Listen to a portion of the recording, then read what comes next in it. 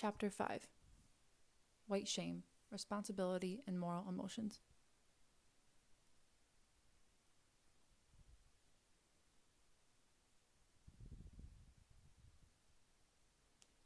American political philosophy and moral psychology emphasize guilt, not shame. Moral psychology is the way we act in accordance to a sense of justice. We feel guilt or shame when we have violated what we think of as justice.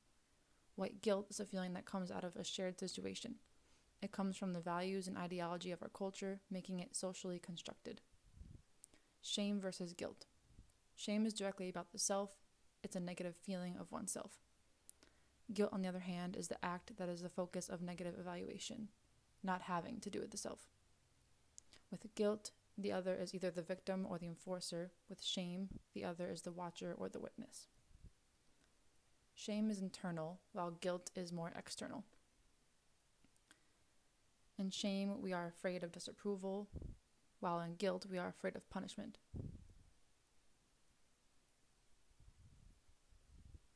Institutional white guilt. In the 1960s, fear of black power produced white guilt. After this time period, however, this white guilt slowly went away. Today, people have grown insensitive to black anger and ongoing problems of race.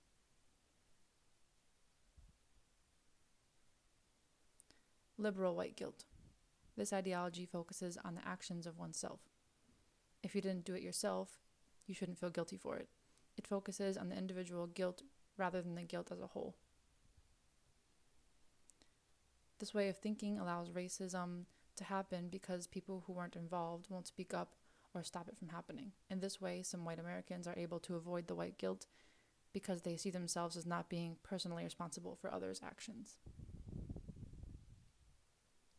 Taint. This concept includes white shame. It believes that we are responsible when we do nothing. When we allow oppression and racism, we are helping it. We bear responsibility because we are benefiting from what is wrong.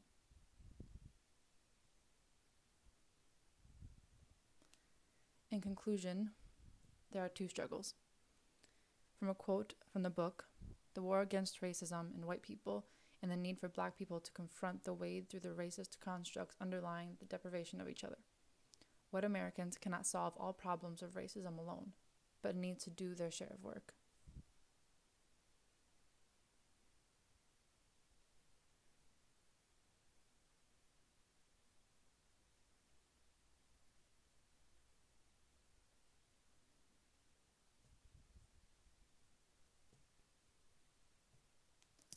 Chapter 5.